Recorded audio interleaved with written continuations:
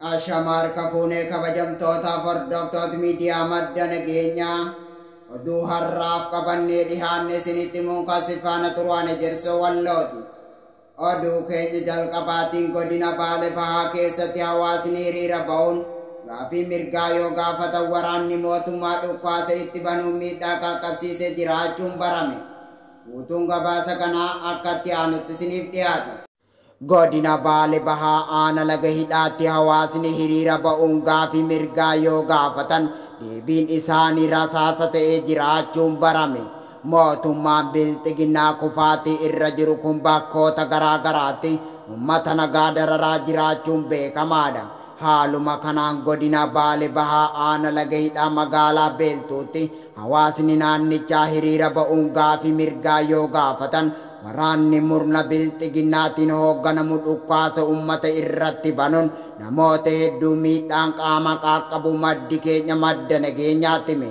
Akka maddi keenya gabaasanuuf laate jedhutti sababa hawaasni gaafii mirgaa gaafatan kanaan namoonni hedduun miidhaan qaamaa yoo qaqqabu dargaggoota fi maanguddoota hedduu dabalate hidhaatti guuramanii jiran jedhu. Oduma wal fakkaatu waraanni bilxiginnaa aana baabbichaatti namoota 3 hidhaa baasuun ajjeese jiraachuun dhaga'ame.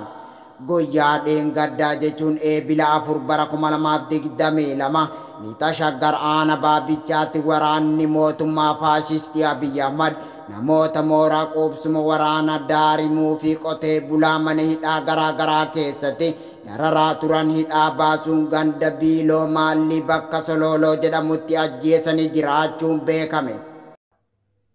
Waraanni bilisummaa Oromoo WBO waraana bilxiginnaa haleelaa jiraachuun dhaga'ame. Bal'ina isaa Sayyid Dawwee waan qindeeffate qaba. Waraanni bilisummaa Oromoo WBO waraana faashistii Abiyyi Ahmad haleelaa jiraachuun dhaga'ame. Reefgaachanni uummata Oromoo gooticha waraana bilisummaa Oromoo WBO'n zooniilee garaa garaatti waraana ergamtuu bilxiginnaa irratti tarkaanfii jajjabaa fudhataa jiraachuu irra deebiin gabaasa turuun keenya ni yaadatama. Godina Wallagga Bahaa Gudaayyaa Biilaa ganda Haroo Gaaddisaa jedhamutti waraanni faashistii Abiyyi Ahmad namoota nagaa ajjeesuu fi qabeenya uummataa ibiddaan barbadeessaa jiraachuu isiniif gabaasnee jira. Abdiif gaachanni uummata Oromoo gootichi waraana bilisummaa Oromoo WBO'n waraana ergamtuu bilxiginnaa aanaa Gudaayyaa Biilaa keessatti uummata Oromoo dararuu fi qabeenya uummataa ibiddaan barbadeessaa turte. Gootichi Abdii Sabaa cabseetti isheenuun hedduu ishee ajjeesu kaanis madeessuu dhaga'ame. Gootichi Abdii Sabaa waraana ergamtuu bilxiginnaa aanaa Gudaayyaa Biilaa keessatti uummata nagaa dararaa turte. Mooraa kaampii diinaa cabseetti isheenuun hedduu ishee ajjeesu kaanis madeessee meeshaalee garaa garaa irraa hiikkachuun galii mooraa qabsoo bilisummaa Oromootiif oolchee jira.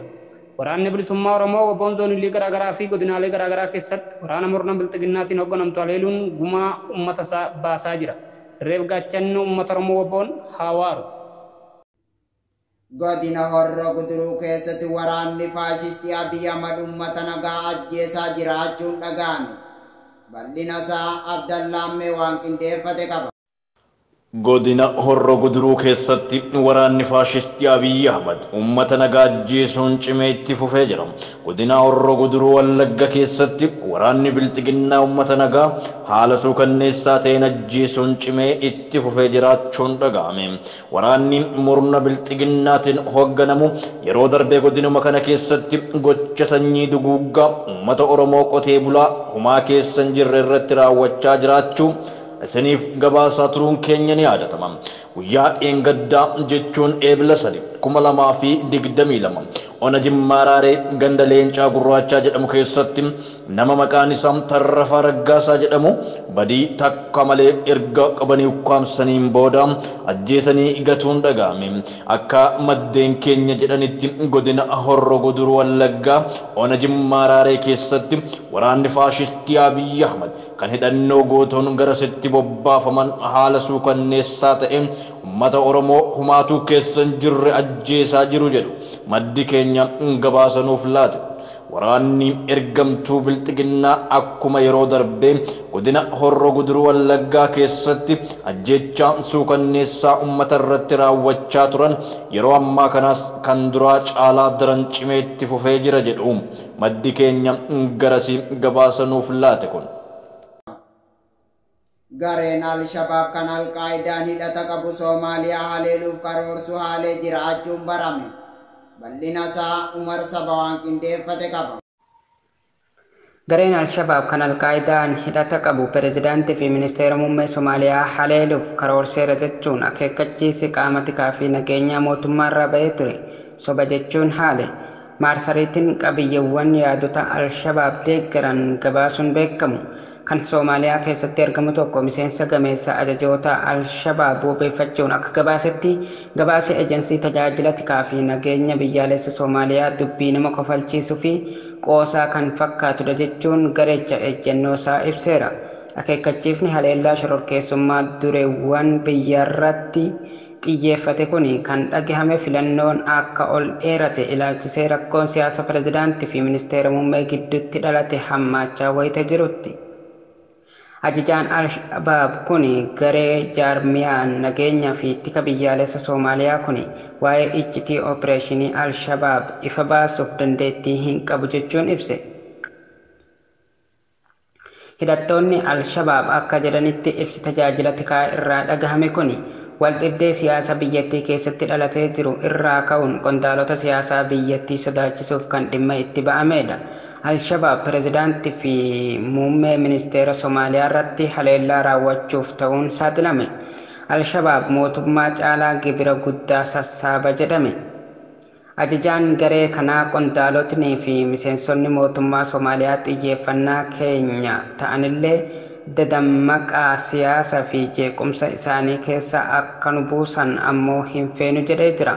Tajaajilli tikaa fi nageenya biyyaalessa Soomaaliyaa hoogganaan gameessi Al-Shabaab maqaan isaa Mohammad Maahir jedhamu haleellaa karoorfame dursa turuu himee ture. Gareen kun garuu nama kana of keessayyuu akka hin qabne hime. Haalli nageenya Soomaaliyaa sababa yeroo filannoo daddarbaa dhufeef jecha sadarkaa yaaddessarra ga'ee jira. Gareen Al-Shabaab dhiyeenya kana qaama buufata xiyyaaraa kan waajjiraalee UN imbaasiiwwanii fi hawaasni dippiloomaatiikii keessa qubatanii fi eegumsi jabaan godhamuuf magaalaa guddittii Moqodishoo keessatti haleelee jira. Haleellawwan boombii fi wareega lamaan giddugala magaalaa Beelediyoonii keessatti dhiyeenya raawwateenis dubartii miseensa paarlaamaa taate tokko dabalatee namootni 48 ajjeefamanii jiru. Haalli nageenya Soomaaliyaa sababa yeroon filannoo daddarbaa dhufeef jecha sadarkaa yaaddessaarra ga'ee jira. Eegaa kabajamtootaaf hordoftoota miidiyaa madda nageenyaa oduun har'aaf qabannee dhihaanne kana gamma daawwattanidha. Qophiileen madda nageenyaatti fufaan gama kiyyaan nagaatti isiniin jedha.